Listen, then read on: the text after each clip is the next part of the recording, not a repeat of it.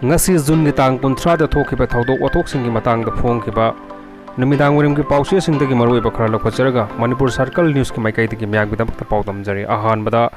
kanglei pakki maira pause dagi lokhachari Manipur yauna akan ba mawong da July 3 phawba akan ba nong suraba yari IMD gi report ki matung ina phongli pathok sari Manipur yauna awang nopok state mari da mathang tha July 3 phawba da akan badagi hauraga hena kan ba mawong da nong suraba yai haina Indian Meteorological Department IMD na phongdorakli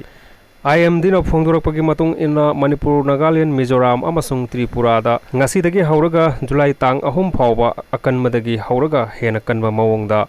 millimeter saniga mari dasmik mari yauna nong suraba yai hairi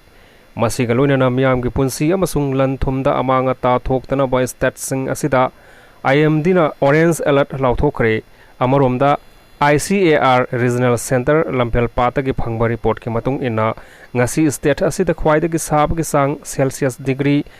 19.ahum ni aduga khwaida ki ingba ki sang na Celsius degree 13 oikhi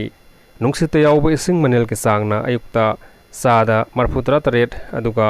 numidang waramda na sada marfunithoi oikhi aduga nong suba ki sang na millimeter da 0.2 ani oikhi hairi Makha taba pauda kanglei pakki mera pause dagi lokhachari Kuki singna army singa pullaga singda turel thinglaga lambi semkhre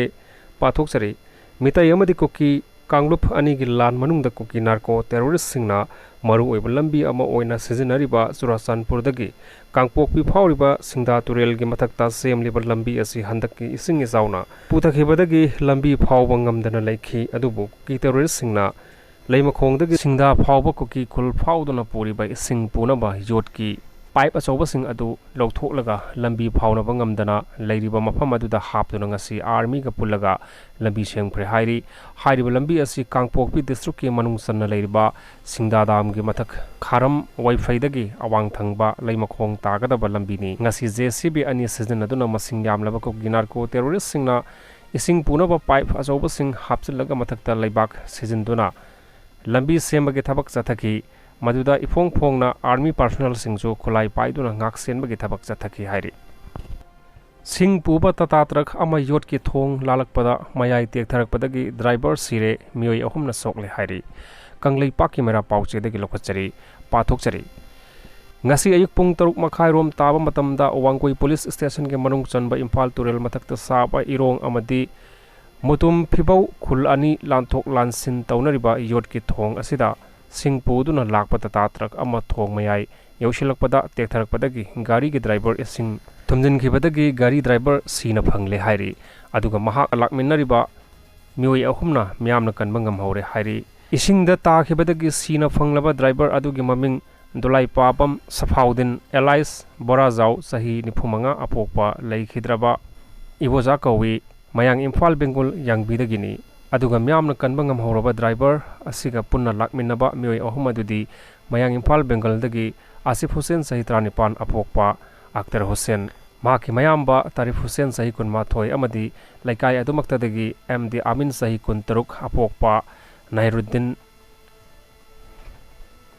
ni makoi ahum gi hakchang gi khong amadi khutki sarukta khara aso apannangki hairi laibak thiba thodok asi sing puba tatatrak asi thong mayai yaushilakpa matamda khanghaudana thong asi tektharakhi aduga gari gi saruk ayamba singna lopsinki ngasi nongmanini asida Imphal turel gi singi imaisu wangkhalakpadagi isel kanna senba matam oibana isingda tasenki khudakta manak nakpada leiba myam thomjinduna makoi maribu rescue tawnaba honabada ahum kan mangamlaga driver Safaudinna laikanaba ngamdana laikhidabani hairi Thadu asigi pautabada Manipur lenga ki RDNPR ki Minister Waikem Chan mafam aduda laktuna yengsen kre leikidraba amadi awaba taraba singi mafamda minister na awaba phongdokibaga loinana thadu adugi matangda numita humni gi manungda inquiry ama tawnabasu khanghan kre hairi panba yabadi ngasi singpoba gari lanbada tekhtharaliba yot ki thong asi saba kuidribani loinana thong asida ton kayagi malpoba gari lanba yagani haiduna su mayak siengna thaduna khanghandabadagi khudongthiba asi thokpani hairi